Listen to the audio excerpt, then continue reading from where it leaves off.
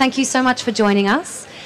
We've got a very busy session, obviously. Just please make sure that we keep the aisles free. Please turn your phones off out of respect to our panellists. And if you do have a very urgent call, just take it outside. Please, no phone calls in this area. Just so that you know, if you haven't heard already, we've got a change in our schedule for this afternoon. The Rahul Dravid cricket session that was supposed to be here at 3:30, it's been moved to the front lawns because there's more space there. But we will have the Out of Africa session. So that's 3:30, it's just been switched around. Also, just to let you know, there is no smoking anywhere in the Diggy Palace grounds. There seems to have been a little bit of a miscommunication about that. We've been getting in a little bit of trouble. Please, please, no smoking. It's only outside the grounds. Okay, I think that's about it for the boring stuff. Now for the good stuff. So I'd love to introduce our panel. We have some very esteemed panelists with us for Punjabi by Nature. First of all, our moderator, Nirupama Dutt. If you could join us on stage, Nirupama. And also I'd love to invite Kishwar Desai, Navtej Sarna, Ravinder Singh and Shauna Singh Baldwin. Thank you so much.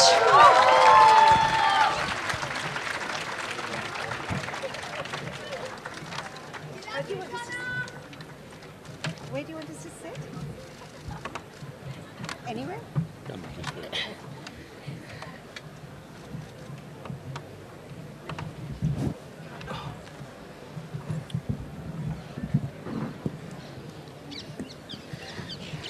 Quite a crowd. Hello, we are very happy. Hello, Ji. That's how Punjabis say. Hello, Ji. We are very happy to be here with you and with your favorite writers who also happen to belong to Punjab or have origins in Punjab.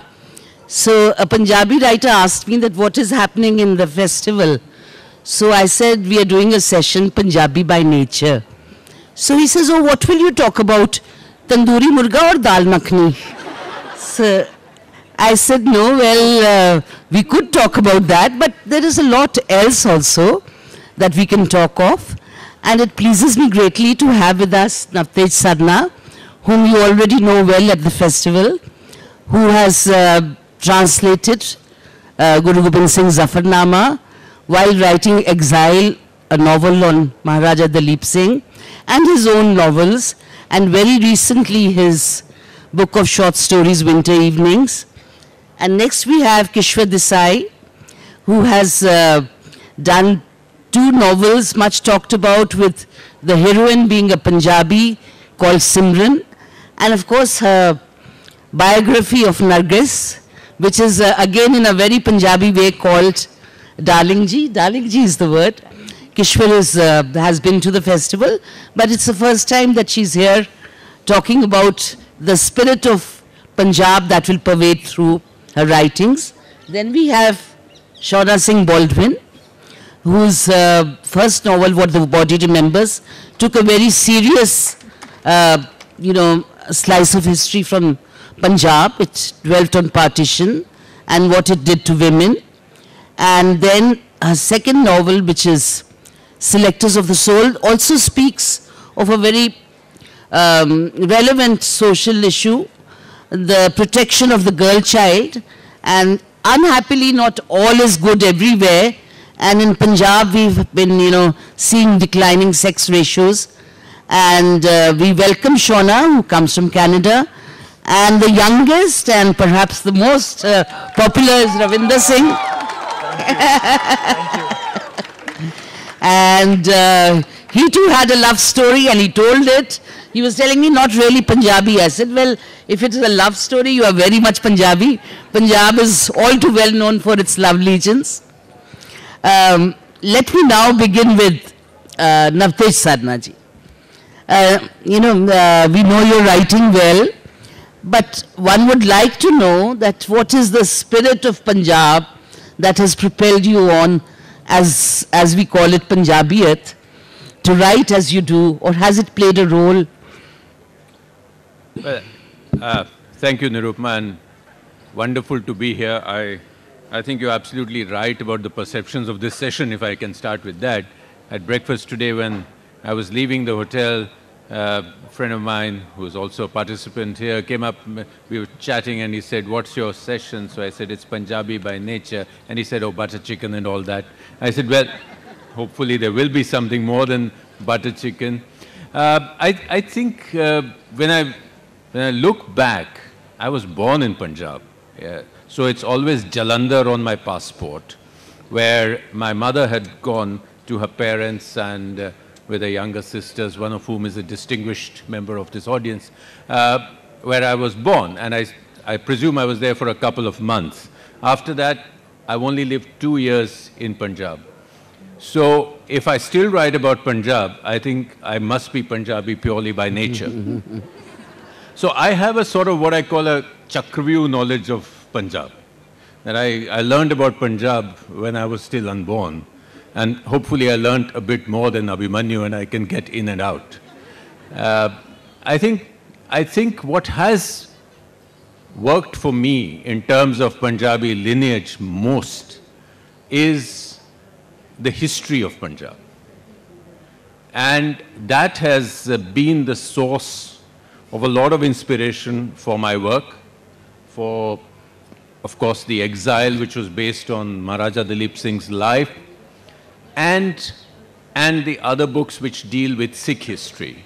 Now here there's an overlap, because you have religion and you have history, and Punjab is not necessarily the Sikh religion. But Sikhism happens to be the homegrown religion of Punjab. So there is a strong overlap. So for me, the work that has inspired me is a lot of Sikh history, a lot of Punjabi language, the folklore of Punjab, the battles of Punjab, the inclusivity of Punjab, and it's not ending there, because I'm also working on something else which is going to evoke the Sufi traditions of Punjab. Wonderful. So there's a lot to say there, but I don't want to hog the mic. I'm sure there are others who want to say things. And Punjab, what is so special about Punjab? History, as Navtej Sarna says, situated as we were on the borders, with invaders coming in, plundering, going away, some staying on. So one of the most popular proverbs used in Punjab was, eat, drink and be merry. They would say, khanda, pinda, laheda, renda, Ahmed Shahida. Eat and enjoy what you can, rest Ahmed Shah will take away. But what we also had was a very vibrant, multicultural, multi-religious character to Punjab. And that is why Punjabi writers have not just written in Punjabi, they have written in Urdu, in Farsi, in Hindi, in Punjabi, and of course many in English. So even when one is writing in English, there is something of Punjab by way of themes trickling in, or a certain spirit. I would like to go to Shauna Singh Baldwin, who comes from Canada. And in Punjab, you see, our alphabet is Uda, Idi, Sasa, Haha, and then we go to Kakka, Kakka. Kakka we stop. Kakka for Ka for Canada. Because everyone wants to go to Canada, everyone wants to live in Canada. So I would now like Shauna to speak what she would like about her family, or the history of Punjab, the social history, which shaped her growth as a writer. Thank you, Nirupama ji. Since we're swapping stories about when we were born, I'm going to go back to when my mum was in Montreal, and I was born over there, and she got condolence telegrams from Punjab saying, "Don't worry, ji, it will be a boy next time." And she got very angry about it, being a Punjabi woman, right?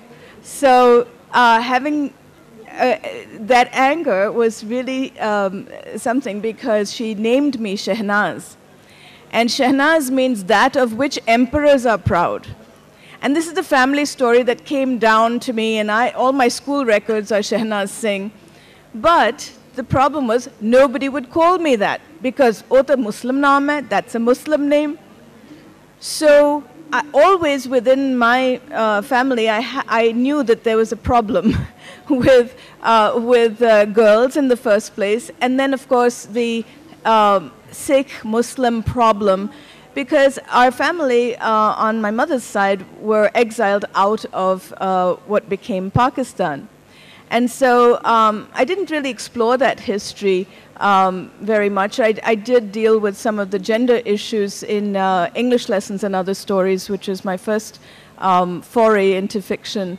And I was doing a radio show at the time, and I interviewed a lot of people who were in the United States, but who were Punjabi. And I began to understand that my issues with Punjab, I mean, I hadn't lived there really, like you, very, very short time, little forays to Amritsar for the Golden Temple or something like that. But, you know, you don't actually consider yourself from Punjab as such. But the issues that we're facing in North America, both in Canada as well as in the United States, are issues that Punjabis have. So I'm not writing about Punjab, but I'm writing about Punjabis. I'm not writing about Indians, but I'm India, but I'm writing about Indians, you know. And there is a difference. So for me, the important thing was not to represent Punjab or to you know, have any nostalgia for Punjab, but to have an examination of what it means to be Punjabi and to be torn apart from that, whether it's by partition or whether it's by migration, and say, what do we want to keep of being Punjabi? Well said, Shauna. And, you know, Punjabis have this tremendous capacity of going to distant lands and beginning again, rerouting. And there's one little joke which I'd like to share with you. They say when Neil Armstrong landed on the moon, he saw that there was a dhaba and a Sardarji was sitting there making rotis. So he asked, so he said, the Sardarji said, oh, so you've come on the moon. So he said, yes, but when did you come here? So he says, well, we came straight after the partition. So, you know, Punjabis speak all kinds of languages, live everywhere, and try to do their best. And my old friend, colleague, and now a celebrated writer, Kishwar, is here. And I want to, in her honor, one line of an Asa Singh Mastana song. Kehinde paale suit gulabi ni, naal bootiyan wali gurgabi ni. Phad bootiyan wala rumal kude, mele te chal mere naal kule. So we are at the Mela of Letters. And now on to Kishwar. Thank you, Niru. As she's just said, we go back a long way. We started our careers together in the Indian Express in Chandigarh, you know. So, but I have to say that I would say I have a slightly more romantic view of being a Punjabi. And it's diametrically opposed to the view that you see in Hindi films, you know, where this girl grows up in this marvelous farm, which is, you know, surrounded by huge, towering, you know, edifices. Her father's a rich farmer. And then Rahul comes into her life, you know, and uska dil le jata hai, you know, that sort of a thing. So my view is romantic, but I think it's opposed to that. I think it's a much more grounded view, because I actually did, unlike the two authors who spoke earlier, actually grew up in Punjab largely, in North India, because my father was in the police. And when your dad is in the police and he's a very, very honest officer, what happens to you is you get transferred around very quickly because nobody wants you. And so what happened was, you know, I saw a lot of Punjab, and I saw a lot of towns that you guys wouldn't even have visited, you know, or even know about. So I grew up in that region, and I always felt somehow that I needed to know more. So I'm one of those unique creatures who started with English television and English writing, Then I decided to move to Hindi because I thought this is, no, I'm not really being rooted enough. And then I moved to Punjabi, because I said, I have to now set up a Punjabi channel and I have to get back to my roots. And I actually did manage to do that. And I dragged people like Niru into this dream of, getting back to my roots. A sort of an exploration, because I felt that a lot of us were forgetting what Punjab. I'm not talking about being backward looking but just kind of keeping our heritage alive, as it were. The great poets, in which I would include people like Bulle Shah and so on. So I think my journey into looking at myself as a Punjabi came from looking at the good side and the bad side. And as Niru said, I wrote my first novel, which is, wrote my first book of non-fiction, Darling Ji, which featured Sunil Dutt, and you cannot get more Punjabi than that, because he was like, totally, and that's where the title comes from, Darling Ji, because they used to call each other Love Ji and Darling Ji. This is so Punjabi. And the next book was about female feticide and infanticide, which was called Witness the Night. And it was written in a huge amount of anger, and I was really angry at myself at being a Punjabi and watching baby girls being decimated. So I think my being a Punjabi is slightly more conflicted. There is a good side and there is a bad side, and the reason I write and my association comes out of that. Before we move on to Ravinder, Kishwar, one thing more, I would like you to dwell a little on the Nargis Sunil Dutt story, which interests us all. In fact, I remember when Nargis passed away, the entire clan of Sunil Dutt said, we are all coming to Bombay to mourn. That might have alarmed Sunil Dutt. He said, no, I'll come and do the Kirya in the north. So he came with his children to a village near Yamuna Nagar, and I went to interview him. He was staying in the Pipli, Haryana tourism. So he came out and he said a few things, and then he called her Mrs. Dutt. Yeah. He said, now I won't speak more of Mrs. Dutt. You are a Dutt, I am a Dutt. We people are orthodox, we don't talk about our wives, which was so touching. Here was Nargis, the greatest star. I'd like you to talk a little about that. Yeah.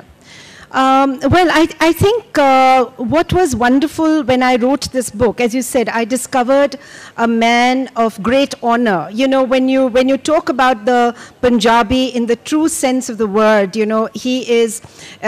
he takes great pride in looking after his family, in family values, and that was something which I was very happy that came through all the letters and the diaries which they maintained over a period of time, which Nargis and Sunil Dutt maintained. And I want to say one thing which Niru mentioned earlier, was about the whole tradition of Punjab, which Navtej also mentioned, which is the whole Sufi tradition, which comes out of being, the Muslim tradition as well as the Hindu tradition. And you saw that very beautifully brought out in their marriage, because the way he loved Nargis and the way Nargis reciprocated that love, it was a wonderful bonding which the two of them shared. And I think, to my mind, there was something extremely touching, extremely noble in the way that Sahab looked at Nargis. And you're quite right, he always referred to her as Mrs. Dutt. So when the kids were writing their novel and they were writing their book about their parents, and they wanted a title for it, and I said the most befitting would be Mr. and Mrs. Dutt, because that's the way they looked at each other. There was something very loving, but something very protective about the way Sunil Dutt Sahab looked at his family. A very Punjabi. Thank you, Kishwar. And now we come to the young man who wrote his first novel and, created a history. This is Ravinder Singh. And I would like Ravinder Singh to share with us what he feels about his Punjabi roots and how they have propelled him on, and say what he would like to. Sure, thank you. Well, thank you for such a warm welcome out here in Jaipur. I'll answer this question in parts. First, let me define what Punjabiyat means to me. it's an attitude that I wear. It's the go-getting thing. They can't hear you. They can't hear you. No? Better? Okay. I'll probably eat this mic now. It's a go-getting attitude. I resonated when we say in Punjabi, "Pate chak dange." It's in the lifestyle. To me, Punjabiyat is a never-ending festival which I celebrate every day in various forms. It could be as little as a thing to wear a Punjabi jutti and taking pride in it, to as a good thing as a maybe taking a joy in the sense of giving, something that I learned while I used to do seva in Gurdwara. You take the little, I learned it from my entire premises, wherein I spent my entire childhood in a very small Gurdwara in a place called Burla, which I give a reference that it's just near to the Hirakud Dam, which at one point in time was the longest dam ever in the world. So born in a family of a priest, 25 years later I turned an atheist. Yeah, exceptions are always there. So to me, the way I resonate with this Punjabiyat is in two senses, as a human being, as a person, and secondly, how my work depicts that Punjabiyat. So let me answer the first part first.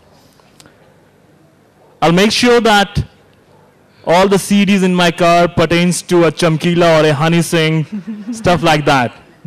And then I pull my window panes down so that at the traffic signal, everyone should listen what I'm listening to. Yeah, definitely. Right? Whenever I'm in Chandigarh, I'll go to the Gedi route, no matter I'm married now, but it's a privilege to drive on that Gedi route out there. I'll make sure, even if the disc is in South Hall or in New Jersey, the DJ should end the music by playing a peppy Punjabi number, and I should be the one who's tapping the beats to it. So that's in a, and I'm sorry, this is what Punjabiyat sounds like from a guy of 25 or 30 years old. I may not be that intellectual, but I truly believe in this kind of Punjabiyat. To the bigger subject of whatever I have learned in that Gurudwara has inculcated into my roots. So whenever I try to make a little free kitchen, and specifically when I'm out of Punjab, I make sure to invite everyone to celebrate a Lohri, for example. We just did it in Hyderabad some time back. I give them the flavor of what Punjab is all about. Coming to the work, for a person who has been writing love stories, I always have abundant history in Punjab to look upon to. A Sassi Punnu, a Soni Mahewal, a Mirza Sahiba. So for me, I have a lot to gain from it, but not to copy-paste it. Mm-hmm. I try to draw a contrast. There was a recent blog which I wrote, the title of it, which was Kahan Gaya Wo Kitabo Wala Pyar. Those kind of stories which existed at one point in time, I try to bring in a contrast of how the modern love story differs in a lot of sense with those love stories which I heard when I was in my childhood days. So that's Punjabi to me. That's the way I would start this discussion with. Very well said, Ravinder. And also we have the very young view from Punjab, which is very fine. You know, I was reminded in a friend's village, there was a boy who was a slight simpleton. They called him Billu Kamla. So Billu Kamla would go around boasting that he's had many affairs. So his friend asked him that how many? He says, Paji, bas tin char. He says, what do you mean tin char? I haven't even had one and you've had tin char. He says, you haven't had one? Oh, Paji, you must be talking about true love. So he says, true love jada hai na, oh Punjab vich kamyab nahi hai. Now that they have, the writers have shared very warmly with us, maybe they could also read, start with Navtej. Thank you. Yes, it's the mood of Punjab, because I think that's the important element, if I may add. I don't think it's a geographical entity which is the bottom line. Yeah. Because if it's a geographical entity, then what Punjab are you talking of? Are you talking of Ranjit Singh's Punjab, which went from the Satluj to the Khyber? Are you talking of the modern day postage stamp Punjab? Or are you talking of the pre-partition Punjab? Or are you talking of the Haryana, Himachal, Punjab? So it's very important to decide. Don't forget Vancouver, Punjab. Sorry? Don't forget Vancouver, Punjab, Toronto, Punjab, yes, the London Wisconsin, Punjab. Or the Milwaukee, Punjab. Yeah, Milwaukee, Punjab, yes. Yeah, because I tell you, Punjab is in your mind. When I drive to Simla, and when you cross Dera Bassi, and until you get out of Zirakpur, everything is different. The sunlight is different, the water is different, the paranthas are better, everything is happening. Because Punjab's in your head. So, I'll just read a short passage, which is actually the beginning of the book Exile. It's called the Prologue. It's 3 paragraphs. So, it says, on winter nights, when the moon rides into the dagger-sharp sky on her chariot of 2 wispy clouds, our Punjab looks very beautiful, like it has never been wounded, never divided and broken up. The 5 rivers twisting towards the great Indus, like dark serpents swollen with the blood of centuries, belong to one people. And on all our villages, our thousands of ancient villages, fall gently, like the moonlight, the blessing of all the gods. On such nights, the azan, the mantra, and the kirtan all make the same music. And to this music, if you look for them as your own, you will find the darwish dancing in the village square and Soni humming for her maiwal on the banks of the Chenab. And the past is close at hand. The low Shivalik hills echo the hooves of the plundering armies of Ghazni and Nader Shah. There is the din of so many battles, the sound of sword on shield, the trumpeting of elephants, the booming of cannon. Grandmothers warming their bones by the chulla, and peasants sitting around winter bonfires, wrapped up in rough blankets, against the frost. These guardians of memory, they tell stories of Gobind Singh's battles against the Mughals, of Banda Bahadur's terrible revenge on Sirhind, of the Sikhs living in jungles, each man's head priced at 50 rupees, harrying retreating Afghan armies. They talk longest about a lion-hearted boy of 12, Ranjit Singh Sukarchakya, who united Punjab under one banner and soon became the most powerful Maharaja in Hindustan. From the Satluj to the Khyber, all on which his one-eyed gaze fell became his. They talk also of the terrible years that followed his death, the bloodletting, the betrayals, the coming of the British. And sometimes they talk of the Lionheart's son, Dalip, the last Maharaja of our Punjab. Thank you.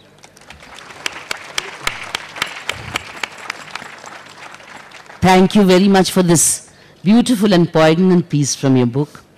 And I'm reminded of a poem by our Punjabi poet Surjit Patar. On Punjab, he says, मेरा दुश्मन नहीं कोई, मेरी हत्या किसी दे हत्थों नहीं होई, मैं आत्मघात कीता है. So very often the Punjabi spirit leads us to rash behavior, rash decisions, but the saving graces of being able to rise phoenix-like from the ashes. And now on to Kishwar. Thank you. Well, I'll just read a bit from my first novel, Witness the Night. This passage is about this girl who's growing up, who grew up in Jalandhar and belongs to a Sikh family.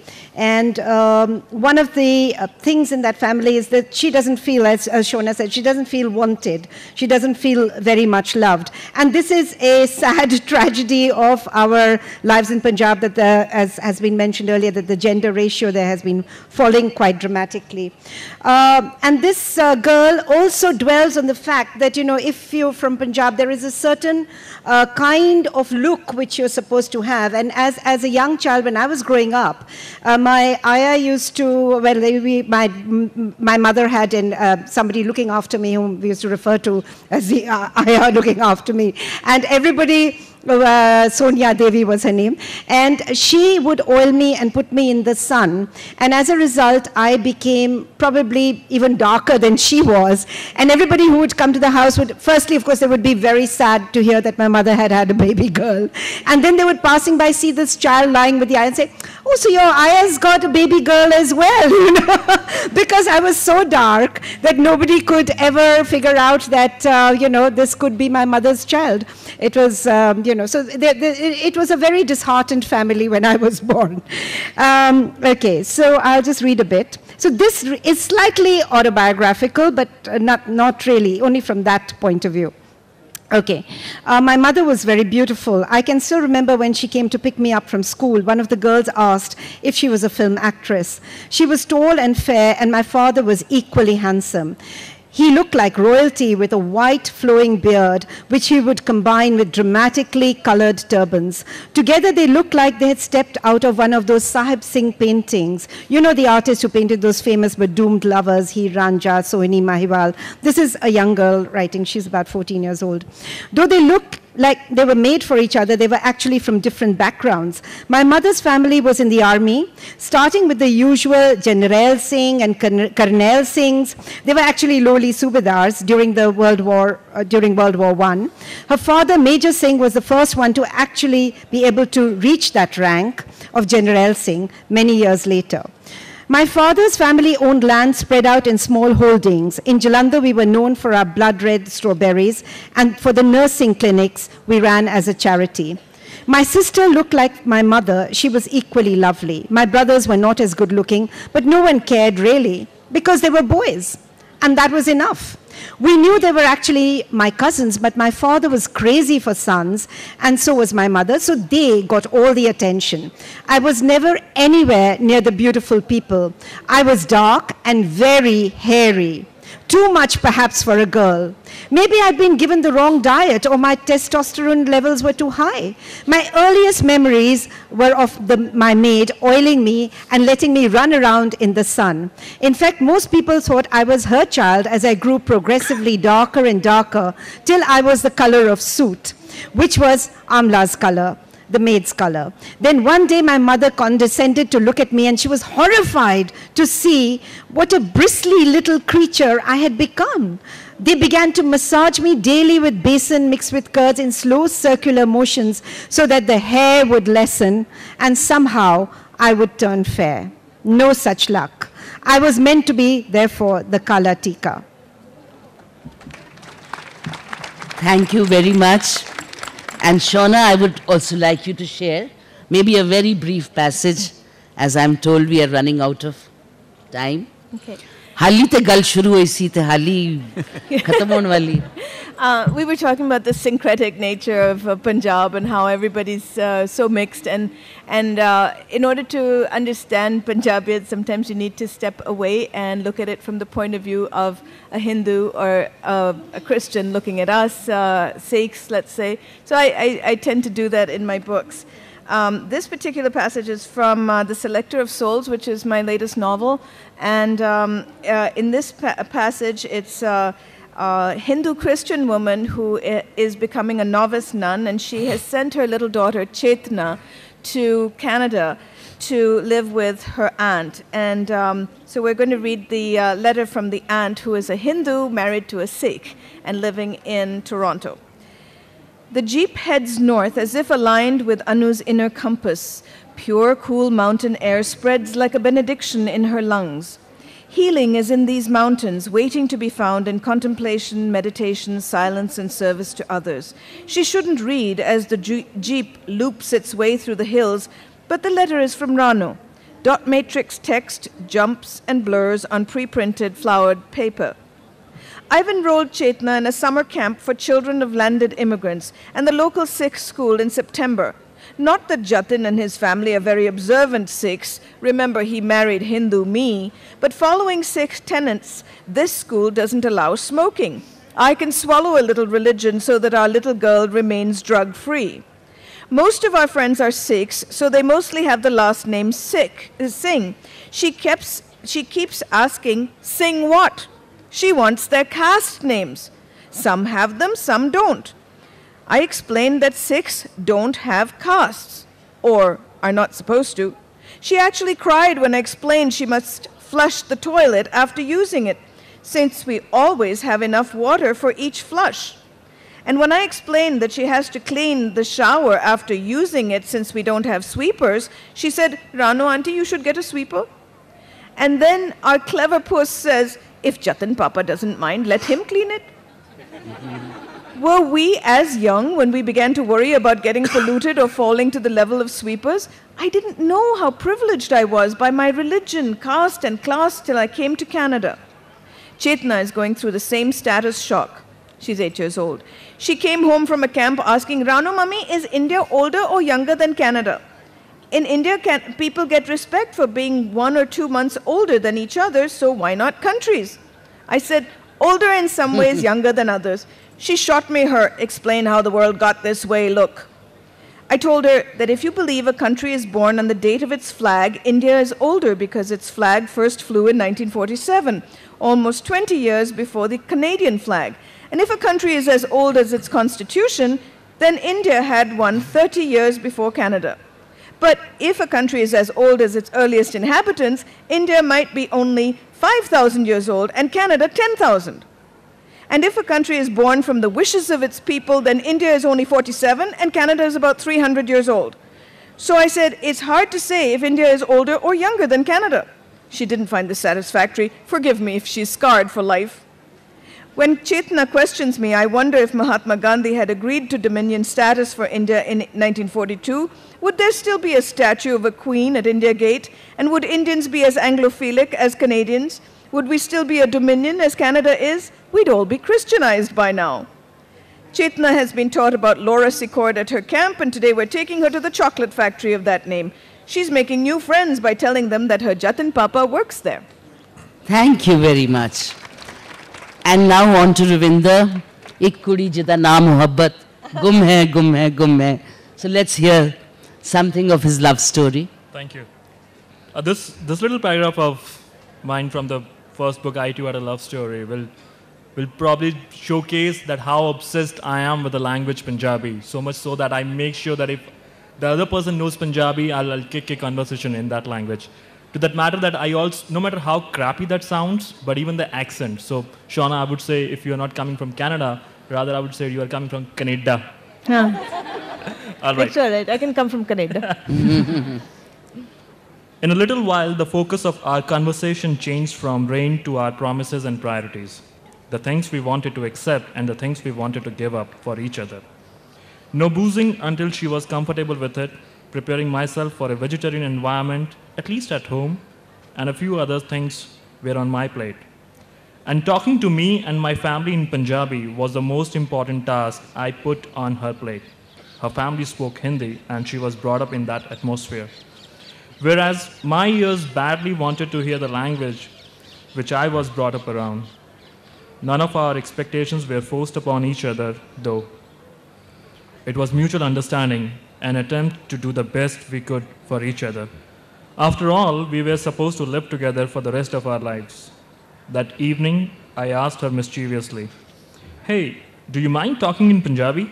I never heard you fulfilling my expectations. Or are you going to start after our marriage? And if I say I won't do that, even after our marriage, what will you do?" She teased me and laughed.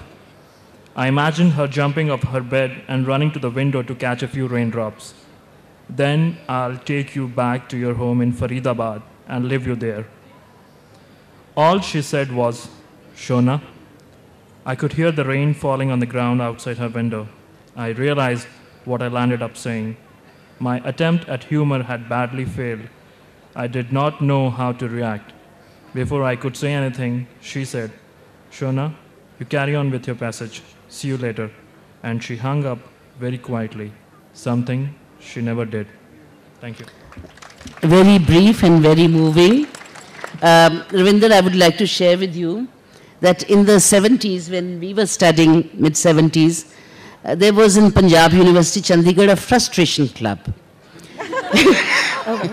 Now, the role of that frustration club was, you know, the mod, the hep girls would be called Yankana, and the hep boys would be Yankee.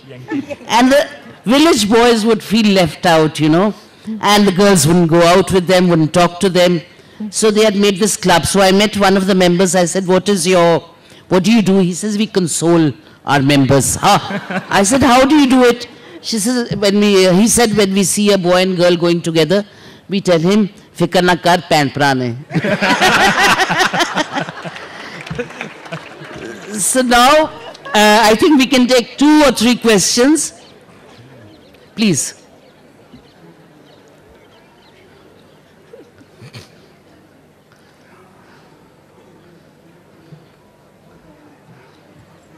Okay, here we have a question. Okay, my question is, why are we embarrassed of our names, Punjabi names? And the example I want to give you is that DSC stands for Darshan Singh Construction. Did you all know that? And Arundhati Roy in her article was quite embarrassed of the name Darshan Singh. It was put in sort of brackets. And I feel Darshan Singh, who was my father-in-law, he left in 1942 in the partition. And he left with 40 members of his family, and he started all over again, and he made up this company now which is sponsoring such a festival. So I think we should be proud of our names. Darshan Singh is a great name. Yeah. No, Darshan Singh indeed is a beautiful name. Yeah. And Darshan means, you know, coming face to face with the divinity. Yeah, who's and we do tend to be ashamed of things we need to be proud of.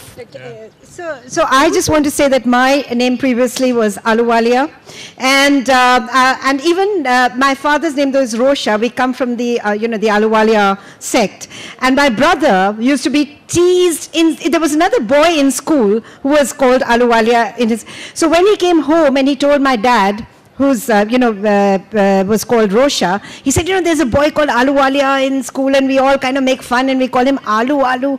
And so my father said, but you're also an Aluwalia. And my brother said, okay, but don't tell anyone. I think one more question from the gentleman. We actually have a question just there, and then I'll go to him, if that's okay. Okay. Yeah, we'll come back to you, I promise you, sir. We're just going to go one side and then the other. I have a comment and then a quick question for Shauna. I'm also a Indo-Canadian, so I'm interested in what you have to say. But Ravinder, you said that Punjabiyat for you is a never-ending festival. And there's a problem I found with that, in that I think that for Punjabi women, local manifestations of transnational patriarchies really doesn't make it feel like a festival. So, for example, women in my family in Jalandhar can't go out after 10 p.m. This is not something that's,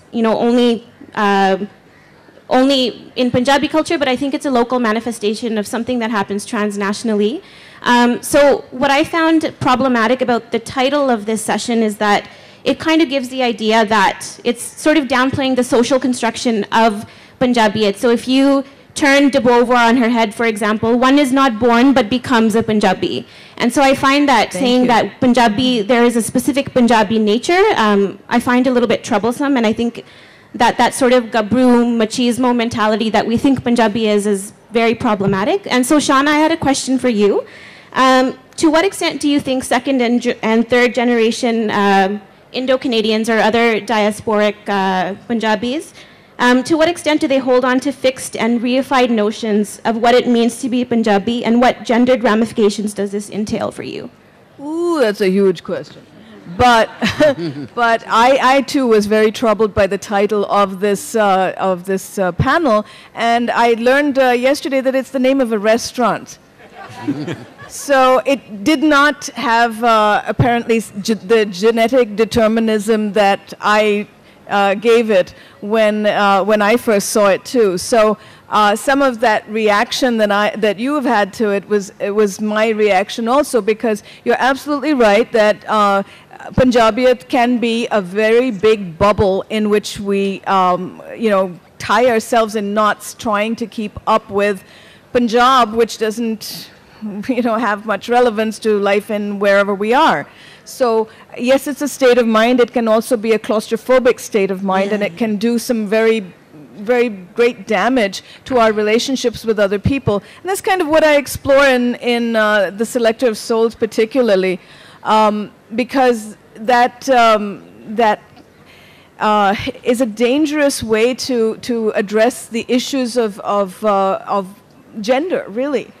And to say that we're determined by our nature also then becomes you're determined by your gender. And these two things operate in very, very problematic ways, to borrow a horrible academic expression that I really don't like. But it causes problems in our relationships with each other.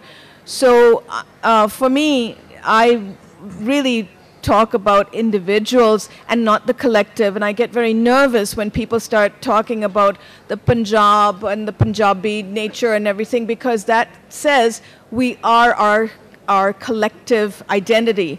And I would like to be an individual, and I hope very strongly that we can all become individuals and not think of ourselves as part of a group only. So, okay, the gentleman here. There's something, I was born in Lahore, I must explain. Grew up in Delhi. And I have, over the last so many years, I've served the government for about 40 years. I traveled all over. By force, I have become a chauvinist, Punjabi chauvinist, because I find nephews, grandnephews, nieces, and lots of Punjabis, they're ashamed to admit they're Punjabis. They can't speak Punjabi. They're proud of the fact that I mean, हमें Punjabi नहीं आती, सानून बिल्कुल नहीं आती जी Punjabi. And I'm asking a question. Why is it so? You see, I have my parentage, my mother's side, I belong to Sikh gurus. My surname my father carried makes me almost a South Indian. Nair and Nair get mistaken for each other. So the thing is, I find it, I mean, very disturbing that I have to defend everywhere that I'm a Punjabi chauvinist. Why are we Punjabis hesitant and all, etc.? I find Punjabi families don't talk to their children in Punjabi. They don't teach them Punjabi. May I answer in one word? Yeah, go on. 1984. No, I differ on that. Yeah, I think it's I think both the questions raise essentially the same point, and I think it's up to us to change that. Anybody can put brackets in wherever they want. It's up to us to remove the brackets. And that is why I think a session like this is so very important, because I don't know, there was a Nigerian writer who said this, but I always ascribe it to Sardar Patwan Singh, from whom I first heard it as. He said, if the lions don't tell their own story, then the hunters will. So it's exactly that. Wonderful. In fact, I think while we all would like to be individuals, this negating the certain backlash of Punjabis who went away in 40s, 50s abroad, and they remain stuck there, is very unhappy. But there are other things. No Bengali, no Malayali will ever feel ashamed of his language. He will never say that, they would say, I'm first Bengali and then, of course, more. So there are certain cultural values which we cannot say goodbye to. I think this language dates back to a long time, annexation of Punjab, when Urdu was introduced as the court language. Farsi. And it, continues, and Punjabi was always the language of the rustic. The elite was speaking Urdu, or later English. Oh, sir, excuse me, sir, no one can hear you. Sir? मेरा सवाल रविंदर दी definition नाल जुड़िया होया ते मैं पंजाबी च पूछना चाहूँगा कि एक पासे डेफिनेशन है साडे कोल पंजाबी दी जिहड़ी मुंडी हीर वाली डेफिनेशन ही मैं उन्होंने कहूँगा एक पासे सरना साहब जफरनामा ते काम करते हैं हिस्टरी ते पंजाबी दी काम करते हैं शौना दी मदर नूं चिट्ठियां आंदियां कि अगली बारी कुड़ी मुंडा होएगा ते तुसी अलग अलग जगह ते जा रहे हो बिकॉज ऑफ ट्रांसफर्स नीरू जदों पंजाब तो बाहर जाके पंजाबी दलित दी गल करदी है तो उत्थे इस इमेज करके की फेस करना पैंदा शौना जदों बाहर निकलदी है लंडन च अपने घर तो उत्थे की फेस करना पैंदा कि यह रौला पाण वाले पंजाबी है ए हसदे आ जदों तुसी ए डेफिनेशन दसदे हो कि असीं सिर्फ एंटरटेन करन लई आ पंजाबी दुनिया नूं कि साडी सीरीयस इमेज जदों पंजाबी दी गल आंदी है जदों ये कहा जांदा है कि जदों ये कहा जाता है कि पंजाबी इंटलैक्चुअल्स इकट्ठा जोड़ के बोलिया जाता है कि पंजाबी इंटलैक्चुअल्स ए हो नहीं सकता सरना साहब तो भी मैं पूछना चाहूँगा किश्वर तो भी और शौना तो भी ते नीरू तो भी ਕਿ ਇਹ ਆਪਣੀ ਸੀਰੀਅਸ ਇਮੇਜ ਅਸੀਂ ਕਦੋਂ ਵਾਪਸ ਹਾਸਿਲ ਕਰ ਸਕਦੇ ਹਾਂ ਜਿਹੜੀ ਜ਼ਫਰਨਾਮਾ 'ਚ ਇੱਕ ਪੋਲੀਟੀਕਲ ਸਟਰੋਂਗ ਗੱਲ ਕਰਦੀ ਹੈ ਇੱਕ ਗੱਲ ਮੈਂ ਕਹਿਨੀ ਆ ਕਿ ਇਹ ਸੁਭਾਅ ਹੈ ਸਾਡਾ ਕਿ ਅਸੀਂ ਗੱਲ ਹੱਸ ਕੇ ਕਰ ਦਿੰਦੇ ਆ ਇਹ ਸਾਡਾ ਵੱਡਾ ਦਿਲ ਹੈ ਅਸੀਂ ਆਪਣੇ ਕੰਮ ਤੋਂ ਪਿੱਛੇ ਨਹੀਂ ਹਟਦੇ ਉਹ ਤੁਸੀਂ ਕੱਲਿਆਂ ਹੀ 1.25 ਲੱਖ ਦਾ ਕੰਮ ਕਰ ਦਿੱਤਾ We have a lot of people. Can I just say one thing about this because I also live in London and to see Jay Gal ke you know log sanu dekh ke kende entertainer hai. Well, actually a little bit of this comes from, as I earlier mentioned, through the stereotypes of Indian cinema, which is the first vehicle that goes out and projects the Punjabi image of the of what we are. So our songs and everything get represented through that prism. So the intellectualism that you're talking about, I think I mean we are proud to be Punjabi. I mean, and I'm nothing proud wrong. to be an entertainer as well and a storyteller. Do what you were doing. Yeah. Niru, Kabir Bedi. We're loud and we're difficult and we do not avoid conflict, and that's a good thing. I'm afraid I don't sit and meditate and I don't sit and avoid conflict. Fiction is all about conflict, and maybe that's okay. It's okay to be an entertainer, it's okay to be a storyteller and not say, well, I'm an intellectual, you know. That's a predominant. We would love to hear what Kabir Bedi has to say.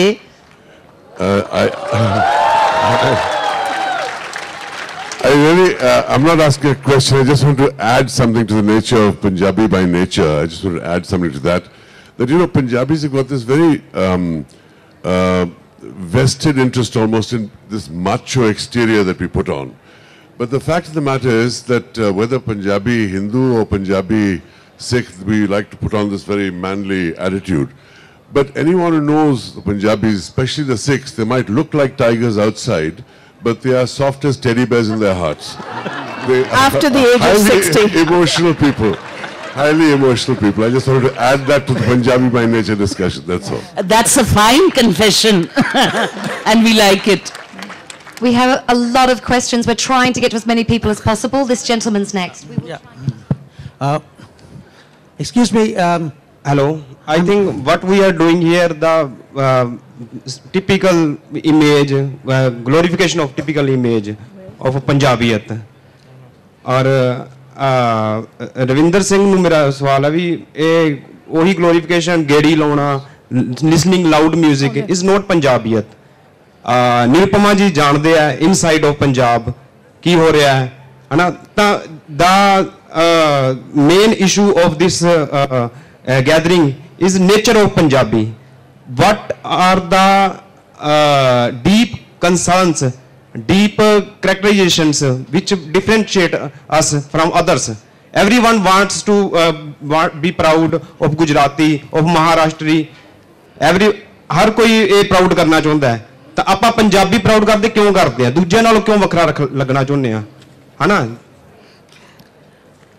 I think let me answer that. I've come across so many Punjabis who are proud to be Punjabi. That's the very first point. Who are proud to be Punjabi. See, I haven't. So I'm saying I've come across plenty of human beings who are Punjabi and they are proud to be. Now, I may believe in one definition of Punjabiyat and I have a side of the coin which associates with the folk culture of Punjab. That's when I say I love the folk music of it. I love the bhangra of it. I enjoy that lifestyle. But does that makes the entire definition? May not. But yes, I believe in that definition. I'm proud to be born in a culture which is so vibrant and I want to exercise that lifestyle. Who can stop me from exercising what I believe in? That makes me different out there. And I really stand by what I said. No, it's okay. And you know, I remember a niece of mine whose parents were in Assam, very confused on what Punjab and Punjabis are, speaking the Kuli language of the tea gardens. She once was passing a truck and she looked at it in the truck. She says, Punjabis are mostly truck drivers. So, and I had Sucha Singh Gill, the famous economist from Punjabi University, Patiala, you know, speaking at a seminar and saying that things have changed with Manmohan Singh in. We have lost our truck driver image. We are intellectuals. We are economists. We are thinkers. So we are many things, many strains. As other cultures, there will be a serious Bengali culture, there will be popular cinema, there will be popular music, so also Malayali films. Hello, I'm a Maharashtrian from Mumbai, right here, and I'm thoroughly enjoying this dialogue of Punjabis. माफ कीजिए जी, मैं पंजाब दा पुत्र है नहीं, पर तुसी कोई मैनू मने कि पंजाब तो कोई दमाद बनाओगे जी?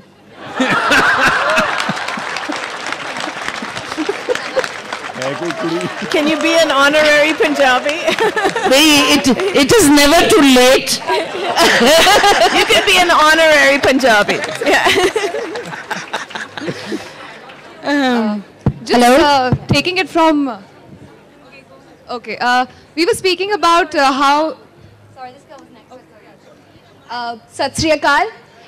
मेरा सवाल ये है कि मैं हुण ये सैशन अटेंड करके जाना है, लिखना एक ब्लॉग, ते तुसी गल कीती है पंजाबी बाय नेचर, ते मैं चाहांगी तुसी पंजाबण दे बारे भी थोड़ा कुछ बोलो, क्योंकि एक और गल मैं रविंदर भाजी नूं एक गल कहना चाहांगी, जिद्दां तुसी कहा कि तुसी जाओगे गड्डी च अपना हनी सिंह दा गाना लाओगे, तुसी हनी सिंह दे लिरिक्स सुने कदी?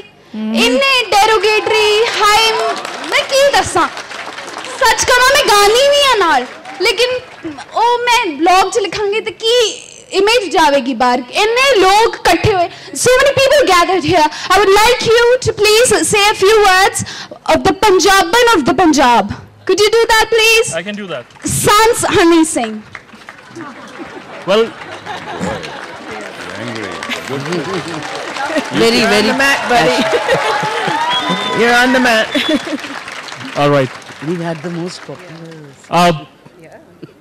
I'll pick up the right term, the mutiar, as well. When someone out there talked about that the women in Punjab are not able to come out at 10 p.m. and it has to do some definition that I believe. I believe whatever I've talked has nothing to do with that. When it comes to a lot of other phrases, I was just talking to someone and defining Patiala. And that's when I talked about the Punjaban and the mutiar, the Patiala salwar, for example. Everything is great about Punjab. I'm not sure why do we need to even divide it as a masculine, as a feminine out there. In totality, we make a Punjab, and it's as vibrant. When I go, if there is a bhangra happening, I raise a question: where is the gidda? We are missing the gidda part of it. Let's bring the women out there. So it's both embedded in it. And as far as Honey Singh goes, it's my taste. I love to listen to that music. I stand by it. There should not be any problem to it. And Ravinder Singh is doing his own growing up. He's a young man. He'll come across many things. For me, the Punjaban you ask for, we have any number of examples to give. We have Amrita Preetham, we have Poonam Singh, whose husband was killed during militancy, getting up and bringing out the magazine again. We have any number of Dalit girls who are raped and who fight for their rights. You know, it's not that the Punjabi woman is just locked behind doors. There are many who are out and doing things. I think if I may add, I think in all seriousness, Punjabi women are perhaps the most progressive in the world. Let's face it. And if there's a 10 o'clock curfew, it must be for a very local reason and maybe justified. But I think again, you have to go back into your own history.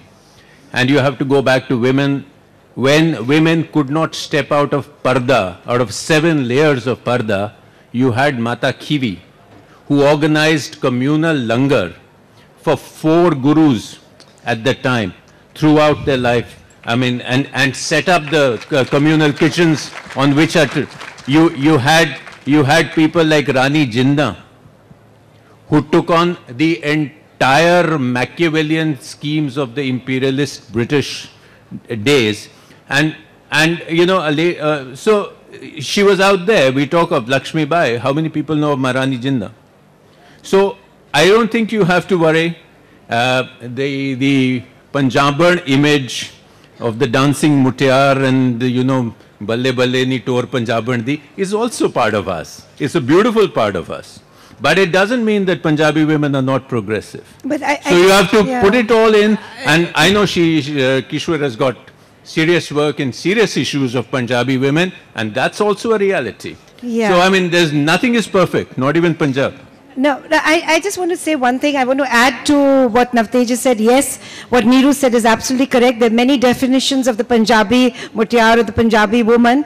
But I also feel very strongly that it is a very patriarchal society, and it needs to redefine the image of women, of the Punjabi woman in the household, outside, on the streets. What is she doing? Because especially with this severe gender imbalance that Punjab has right now, these are serious issues. And I have to say that even the diaspora behaves in the same way towards its girl children as the Punjabis behave here. They carry that baggage with them.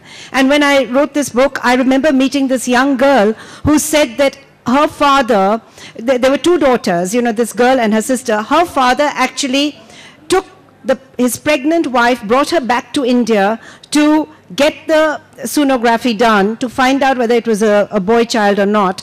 And he told this young girl, before he left London, that I'm taking your mother back, and if it is a baby girl, we're going to get her aborted. So, you know, you growing up in families which are like mobs against their own girl children. So I think there is a definition. Yes, we've got this dancing, gidda, pawing, you know, Kareena Kapoor type, tandoori chicken, this, that, and the other, you know, Punjabi woman. But you also have that other reality, and I think we all as a society, Punjabis, non-Punjabis, have to understand that we cannot allow this to continue, and we have to take a stand on it, you know. May I say also that I'm not interested in the image of the Punjabi woman. I'm interested in the Punjabi woman.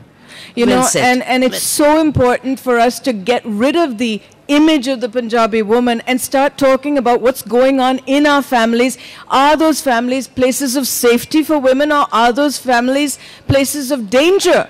And you know, we're experiencing the problems of gender segregation, you know, down the ages, and we're now trying to reach out between the sexes and say, oh, by the way, you know, we have certain images of each other, and those images have to come down and start looking at each other as human beings, as, for instance, actually looking at women as human beings, not cows that reproduce.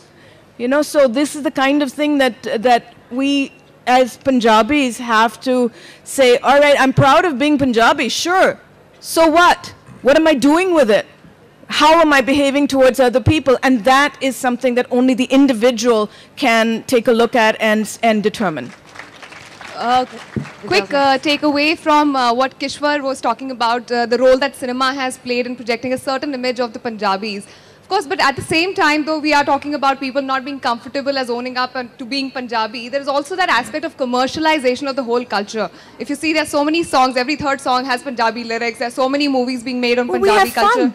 Yes, and it's just contagious. Yeah. No, I want to say that actually that is because the spirit of the Punjabi entrepreneur, the first people who went and, you know, helped set up Bollywood and what we call Bollywood, the Indian cinema industry. I mean, it's so full of Punjabis. So, you know, there you are. You know, you have that spirit and you want to sing and dance and you want to sort of be in an entertainment industry that this gentleman was talking about. And why not? You've made a stamp. Bollywood today is our biggest export from this country. It makes huge amounts of revenue, and guess what? Maybe 60 to 70% of the people working there, including the biggest stars, are, you know, have a link to Punjab. So great. Balle balle, as they say. Just not Bollywood for that matter. Defense, for example, is full of so many Punjabis out there. Sports, for example. Now we are even playing in the England cricket team. You will find a bunch of Punjabis in that team as well. So I think it's everywhere and not just Bollywood. I haven't come across a lot of Punjabis who are ashamed of being Punjabis, frankly. I really have not. So maybe this is an Indian thing only, or I don't know. But I really think that we've got very many hardworking women and hardworking men, both, who like to have fun. So if that's a Punjabi thing, I'm all for it. Sat Sri Akal ji, main Ravi Bhatia. I'm a founder of All India International Punjabi Federation. Sarna ji, mera dard हैगा. 47 80 मरे 80 कट्टे 84 80 मरे 80 कट्टे political status के अंदर अज भी सानू इहो गल सुननी पैंदी। आज 65वां गणतंत्र दिवस है। Sindhi Punjabi What about from the side of the literature sector for Punjabi? Please. I'm sorry, what's the question? My question is clear. मेरा दर्द है 47 में मैं कटा, मेरे सैनिक कटे, मेरे पंजाबी कटे, 65 में मैं कटा, उसके बाद आपके 84 में मैं कटा, हर बार मैं कटा, सर मेरा कटा, आज़ादी मिली, मेरा स्टेटस आज भी Sindhi Punjabi. Please. Sindhi Punjabi. Punjabi's nature, you are saying about before 1947, after 47. Punjabi हमेशा शहीद हुआ है, पंजाबी ने देश के लिए काम किया, राष्ट्र के लिए काम किया. क्या मेरा साहित्य पंजाबी की उस नेचर को बता के उसको वो स्थान देगा जो उसे मिलना चाहिए? पंजाबी साहित्य बहुत ही रिच है और बहुत अमीर है और ये स्थान आगे ही मिला हुआ है. ये ढूंढने की जरूरत नहीं, बस पढ़ने की जरूरत है.